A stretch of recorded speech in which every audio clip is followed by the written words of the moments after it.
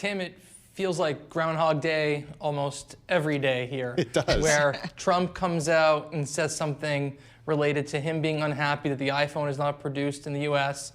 And I come on here and I say the exact same thing I said a week ago, which is the iPhone cannot be produced in the US. I don't anticipate that happening in the next decade. I don't anticipate that happening during the period in which Donald Trump is in office. It's just not feasible.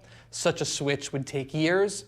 Such a switch would increase costs. In fact, that 25% tariff that Apple might be getting because they don't make the iPhone in the US, that's a steal compared to what they would have to pay financially and in so many other areas of their business to relocate production of the iPhone from Asia to the US. So Apple's getting a good deal here, I would say. Not that they should have to pay that tariff, that's not up to me to decide, but looking at the financials, it's not a bad price to pay. The other thing I'll say on this topic is we've seen a bevy of analysts and others chime in over the last few days, repeating the same ideas about what an iPhone would cost if it were built in the US. Let me tell you this. They don't know how much it would cost. Even Tim Cook doesn't know for sure how much it would cost. Because until you're making those devices at scale, until you figured out exactly how you're going to build them in the US, you don't know what it's going to cost to build them in the US. So someone might throw out $3,000, $5,000. Who knows? There's no way to know. We don't know. I do want to point out that even though the post on social media Friday morning specifically called out Apple, the president was asked in the Oval Office later in the day whether or not it would apply to other companies that make these electronics outside of the US, Mark. And he did essentially say, yeah, it would apply to everybody. So then Samsung would get hit by this as well. So it's not just Apple. Certainly Apple's the focus, but it's every handset maker that would face this challenge too. This is actually a really important point, and it's, I think, much more important than anyone has realized. When Apple was able to bypass tariffs during the first administration, the way they did that is Tim Cook argued, I'm told, to Donald Trump that all that would be happening here is an America-based company, right, Apple's based in Cupertino, would be getting destroyed, right, on tariffs, whereas Samsung and others who are Apple competitors based in Korea and China and elsewhere would just run free, right? And so what you have to understand is Donald Trump is there responding. That's Donald Trump's response to Tim Cook, saying, oh, don't worry, Tim, I'm going to do this to everyone. So everyone's going to feel the same pain that you're going to feel. How angry is Tim Cook right now? Right? He was at the administration. I have no idea. Well, my sense of how angry Tim Cook is right now is the same sense that people have who are saying how much an iPhone built in the US is going to cost. I have no idea how angry it is. I'm sure he's not pleased. I'm sure he's dealing with a lot, but I don't know exactly how angry he is. I would guess that he realizes that the 25% tariff in the grand scheme of things could actually be a lot worse. Well, what I'm curious too, though, Mark, is does he have still the ability to like pick up the phone, call Donald Trump, the president, sure, and really talk to him and have an open conversation back and forth? Yeah.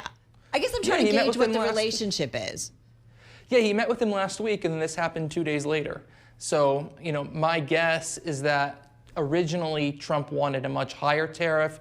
Originally, he was going to put something closer to what those original China tariffs may have been, and they sort of worked together to whittle it down to something like that 25%. Because in my view, that 25% is pretty good. Like I said, that's cheaper than what it would cost Apple to actually relocate production, right? And so really, it's a loss, but it's sort of a wipe your hands moment. It's kind of a win for Apple at the same time, too.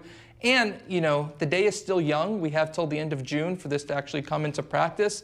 You can bet there's going to be a lot of lobbying, a lot of negotiation, a lot of things between now and then that get Apple a lower percentage. And as we've talked about before, I think there are levers Apple is going to pull to make it seem like they are doing more in the US.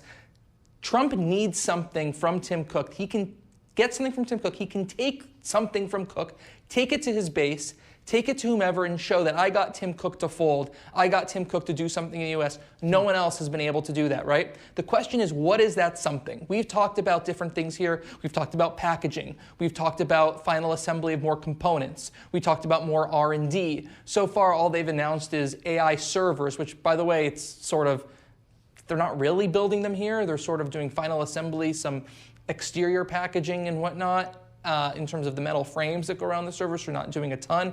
But Apple will, I promise you this, they will come up with something this year, right, to make it seem like they've moved something significant in order to get that tariff reduced or removed. I mean, you'll see. Is there anything smart in terms of a conversation, Mark, that we can think that, Trump understands this is a massive company, often trading places with NVIDIA being the world's largest market cap company. But there's a lot of headlines. We've got, the Journal saying bad year for Cook keeps getting worse. You've got the Times saying Trump whisperer Tim Cook goes quiet as his influence fades. And you are on it and the team are on Apple in terms of the things that are coming at the company from multiple, avenues. I mean, I don't know.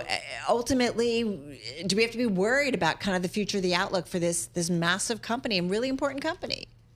Yeah, as I wrote in Power On 4 weeks ago, well before that Wall Street Journal story, they're taking it from multiple angles right now. Tariffs, competition issues in many parts of the world. You have the innovation question. You have this partnership between OpenAI and Jony Ive. You have app developers who are unhappy, and obviously the app developer business is a big business for Apple. App business alone is $20 billion, right? You have the Google search deal falling apart. So right now is a critical juncture for Apple. It's one of the most trying periods in the company's history. The silver lining is that the fundamental story is still good. People are still subscribing to services. People are still buying iPhones, right? But you think about the future. You think about what is really the future product of this company, and that answer is a lot less clear. And I think one smash hit changes the whole narrative. Hey, Mark, we only have a minute and a half left, but I want to hit the lead of your Power On column from Sunday. And it's all about Jony Ive and Sam Altman and the big news last week. And I've been wanting to talk to you to ask you the simple question, what does this reflect about Apple? Well, Apple no longer was a place conducive to Jony Ive and his desires for how a company should be run or how central design should be to the company's processes. Obviously, Apple had their own concerns with Jony Ive as much as Jony Ive had concerns with Apple, right? But it was an unfortunate parting of the ways on both sides, so to speak, that led to a point where he had to find another company, another soulmate, so to speak, that he wanted to partner up with to marry his design with the underlying technology. And he ended up finding a company in OpenAI that is the one company that has the technology that could really jettison what Apple's offering here, right? It's not like he's teamed up with Samsung or Google or Meta. He's teamed up with the company that has the most exciting technology in the world, a company that Apple executives have already acknowledged has the goods to potentially upend the company's flagship phone business, right? That's why it's pretty scary in particular. Now, nobody says this Jony Ive OpenAI partnership is going to be a massive success. In my opinion, I think it will be successful and they're going to come up with cool things. I don't think immediately, though, it's going to destroy the iPhone. But this is a massive wake-up call and should send California-sized earthquakes down Apple's spines for them to figure out what that next big product is.